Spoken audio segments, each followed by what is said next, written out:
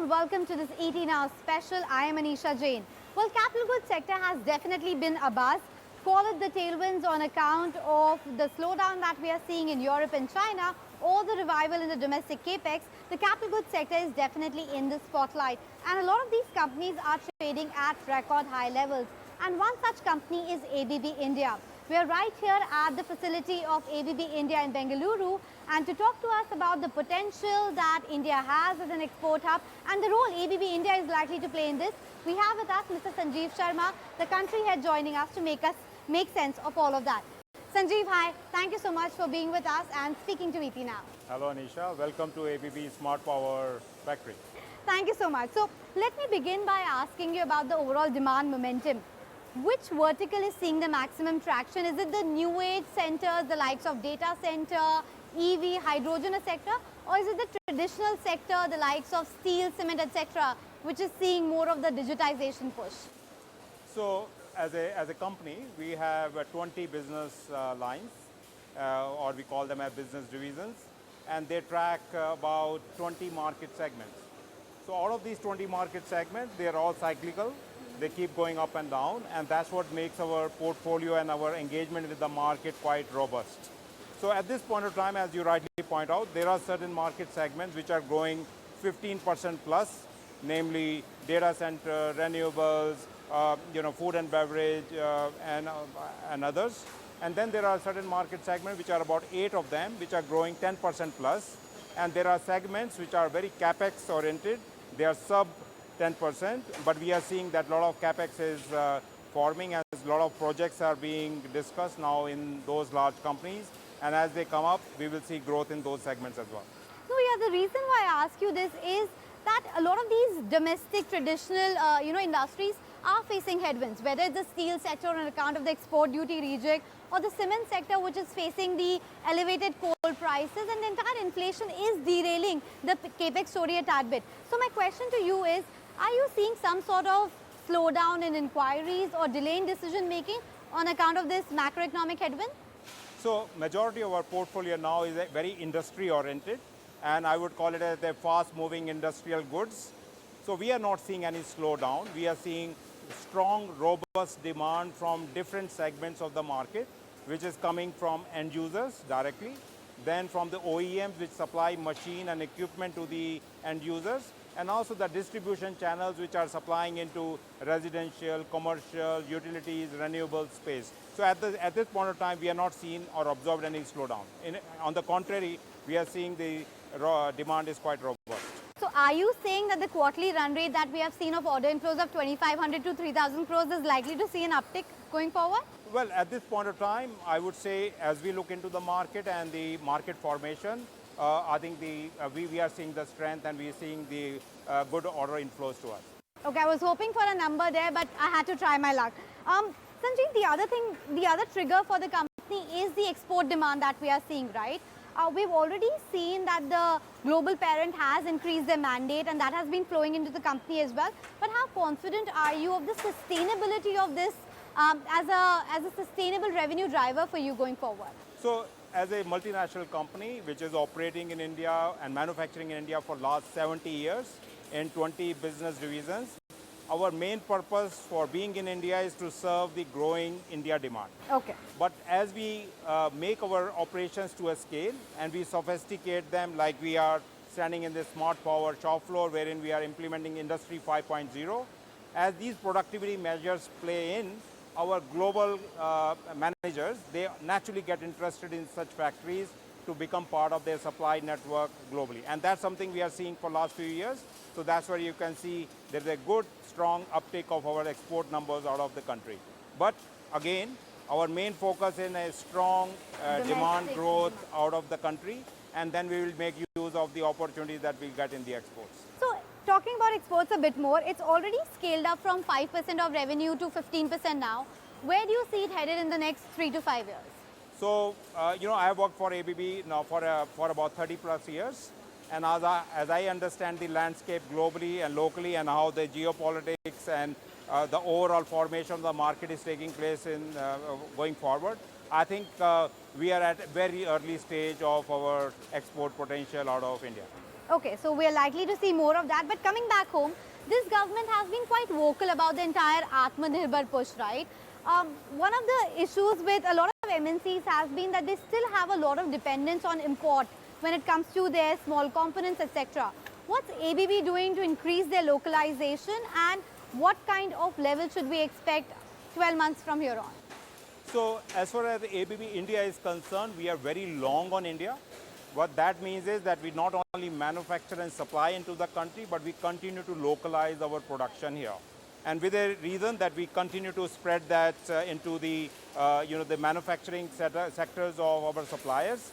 And we have a very high level of localization already achieved. There are certain products and lines wherein we have 100% localization. There are certain products where we have 95% localization. There are certain components which are not produced in India for for example, power electronics. The products where the power electronics goes in, that's something we import. But we hope that with the PLI schemes and other nice initiatives in the country, more production comes in the country, we are able to localize even more. So there are no bar for us how much we can go in terms of localization as long as the local supply chain allows it. Okay, and I'm guessing this will also help you to manage your margins in a better way, because we have seen a lot of volatility when it comes to the commodity prices. How are you dealing with the entire volatility? And given the fact we have seen a bit of a cool off in the commodity prices, should we expect rollback in the price hikes that you have taken for some of your products?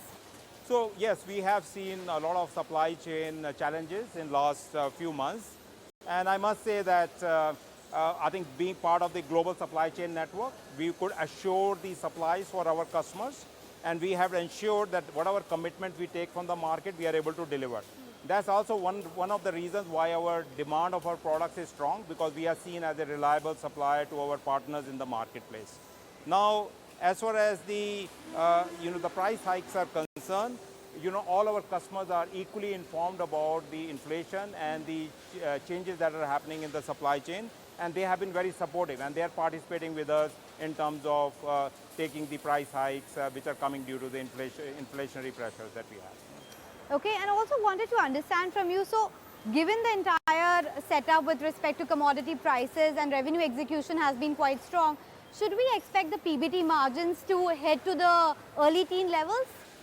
Well, it's difficult to predict, and we don't give forward guidance, but in terms of our portfolio now, which is about 70% of made to order, made to stores, and engineered to order, which is mostly value added within the company, and also 20%, 15 to 20% services, and rest is projects. With this formation, once the demand is strong in the market and the volumes increase, and you use your capacities to a good level, I think the results are positive. Since you have taken over, and especially in the last 3 to 4 years, we have seen a seminal shift when it comes to ABB India. From being a services and project-oriented company to a short-cycle product-oriented company, as well as the entire focus on distribution with increased presence through OEM and distribution partners. Is this a trend which is likely to continue, and what other strategic pivots you have in mind for the company going forward? You're absolutely right. I think this is likely to continue. ABB India has adopted the portfolio shift ABB Group has done. You know that ABB Group has been in the market for the last 130 years, and we keep on evolving our portfolio with changing times, and that's what we have done. And same thing reflects in the country, and that's what is, I think, bringing the benefits to us. And of course, apart from that, we have a fantastic team and the manufacturing facilities in this country, which continue to scale up to the demand of the domestic market, as well as we are participating in exports.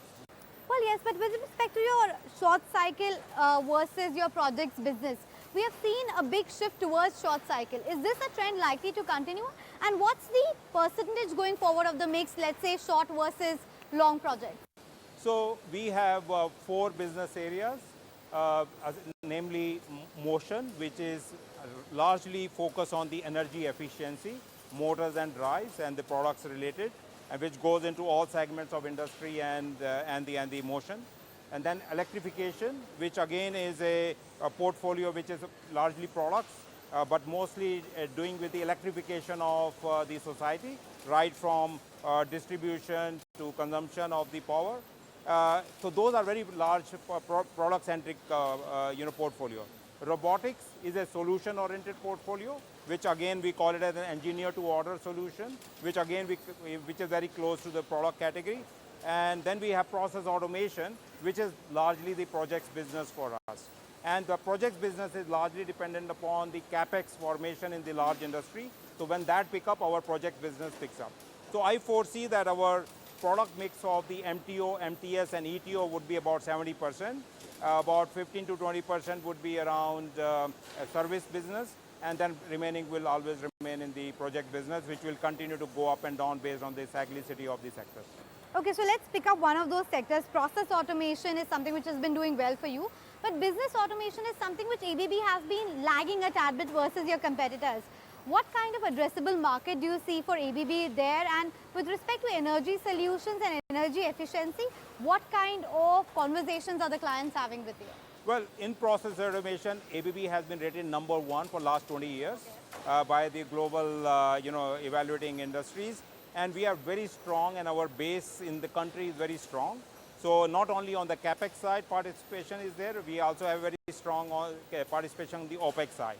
So especially in the energy industry, which goes into the the chemical, oil and gas, refineries, petrochemicals, offshore, as well as the power projects, we do the automation for there.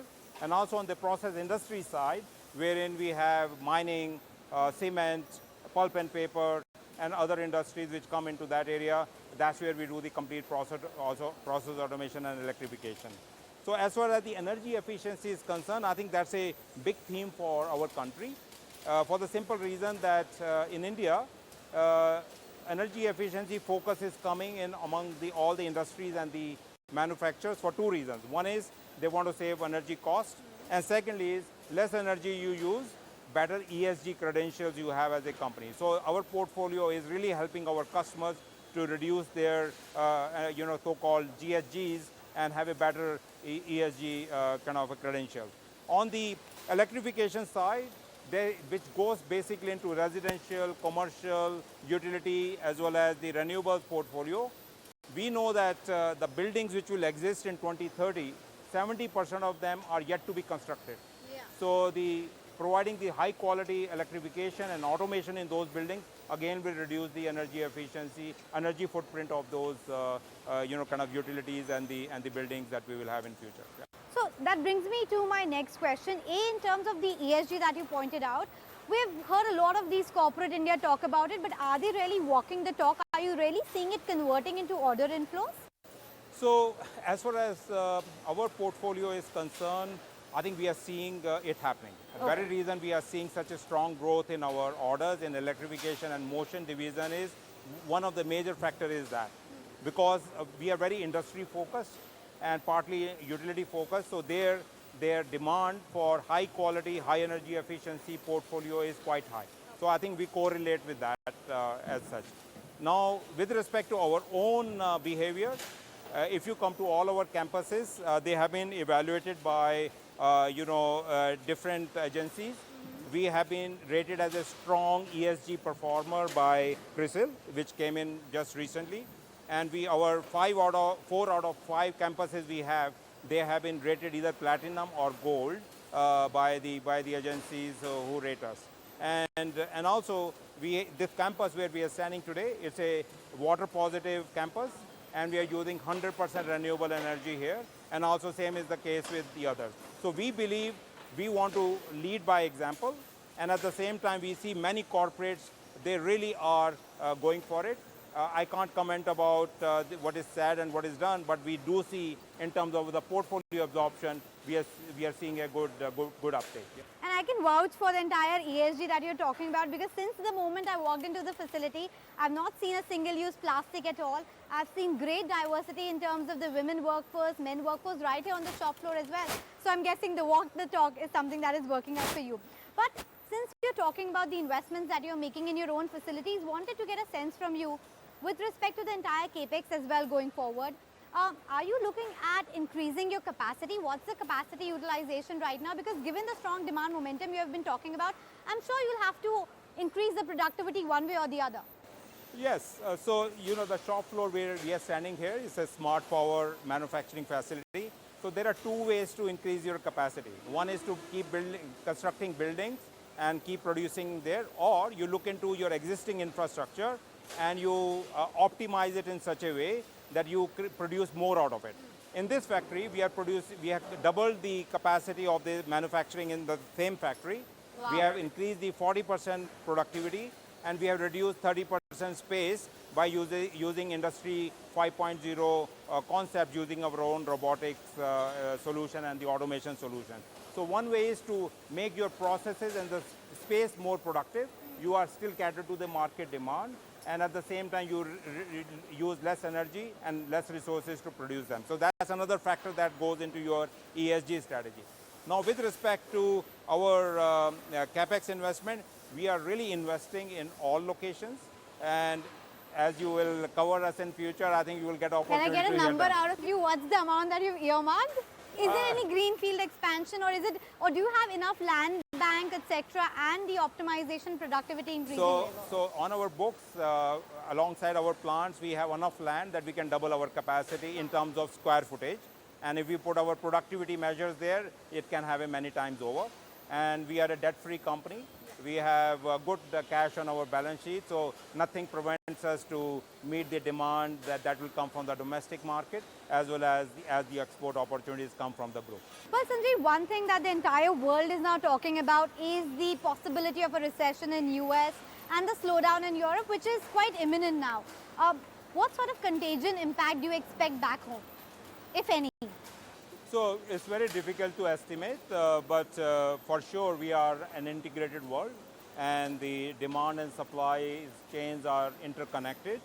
And we believe that whatever is being projected about US and Europe, it will happen, that there will be some kind of an impact as the announcements are being made in US, Fed and ECB.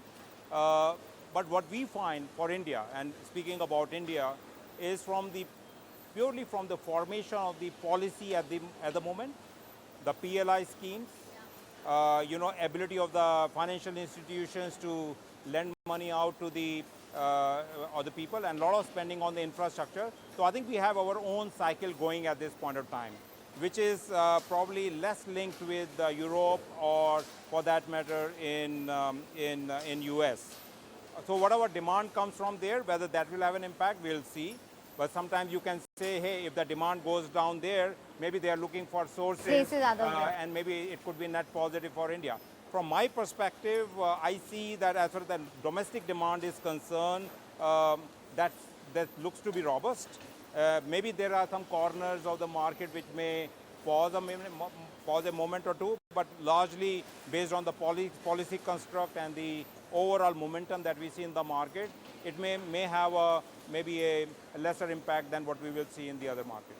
And Sanjeev, before I let you go, just wanted to get your global perspective here. You talk to a lot of people across the world, in India, your peers, etc. How are they looking at India as a whole? Is there genuine positive momentum about India being the manufacturing hub going forward, or they are still worried about the policy issues and other roadblocks that they have faced in the past? So see, we are manufacturing in this country for 70 years.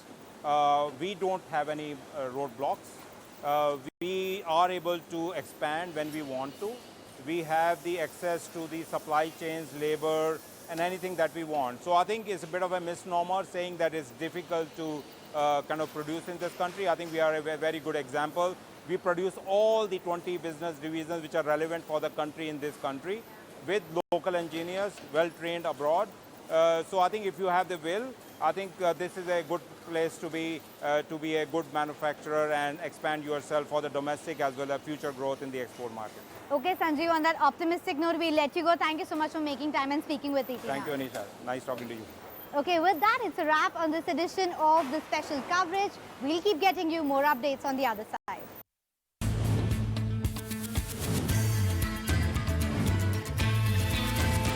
Through this facility, we have with us Mr. John Frisio, the global head of the Smart Power division, as well as Sanjeev Sharma, the country head when it comes to ABB India's business. Gentlemen, thank you so much for having us here. And being here, I feel like I'm already near 2050, guys. So, Jompero, let me start with you. Talk to us about the smart facility, its capabilities, what kind of equipment you plan to produce here, and most importantly, how does this factory compare with the mega factories that you have seen across the globe? I'm very glad to be here. You know, I was not able to come in India for a while for the pandemic.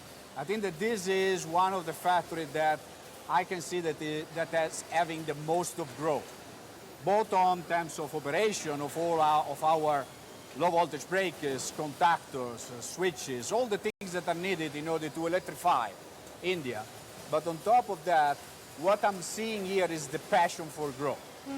It's unbelievable all the automation that they are building up here. And if I compare with our units, of course we are big units in Europe, in US, and in China. Yeah. But this is the one that is growing the most in terms of automation. And I'm so glad about that. Okay, so Jompero, since we have you with us, give us a bit of global perspective. How's the global parent looking at India? Is India really likely to be the next export or manufacturing hub for you, or this is a stopgap arrangement given the impediments that we are seeing in supply chain in Europe and China at the moment? At the moment, what we try to do it, and we are here since more than 20 years in this factory, is that this hub is used in order to grow up in all the India and all the surrounded countries. Right. That are the biggest growth that we are having during this year. So we want to have focus here for the moment, but in order also to grow up, to fulfill completely the market, but in the meantime also to look for expansion in the future in the Near East and the Middle East. Get that point. But Sanjeev, coming to you, this investment that you have made in this smart factory, should this be read as a testament to the strong demand environment that we are seeing locally?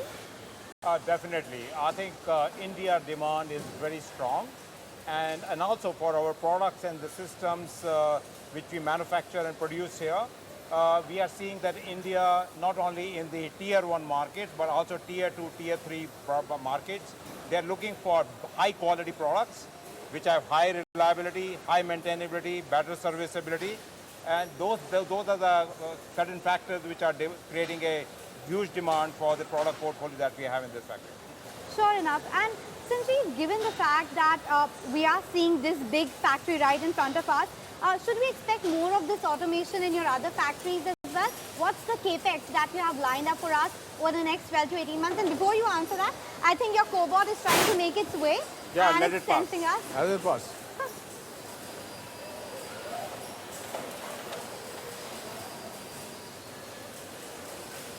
Wow, that's another fancy gizmo out there. Sure, so talk to us about what kind of capex plans do you have for the next 12 to 18 months? Well, this particular factory and the extent of automation that we have carried out is one of our benchmarks for the country. And we have tried out several new concepts which are very unique for our manufacturing environment and a kind of labor mix that we have in our country.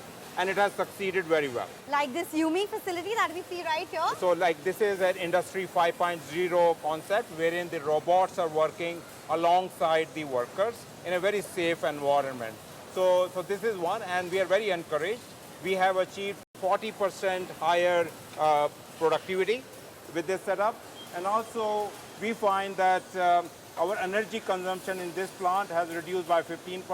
Wow. And we also have 30% less space than we had before to produce double the products manufacturing that we used to deliver. So we have double the capacity, 40% improvement productivity, and 15% reduction in the energy efficiency. Wow, those are big numbers. Right. So is this kind of capex that is likely to happen for your other units also? And in terms of, let's say, greenfield expansion, do you have something in mind, or is this the future of how capacity expansion really is going to be?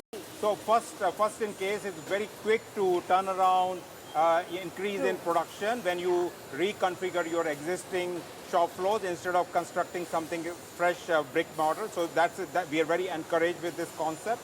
And all our other locations, which are in 5 other places, Nashik, Maneja, Faridabad, and another location in Pune here in Bangalore. we are going to increase automation and also increase the Industry 5.0 concept in all our factories.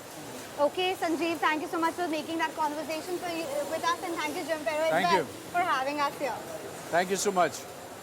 With that, it's a wrap on this special coverage. We'll get you more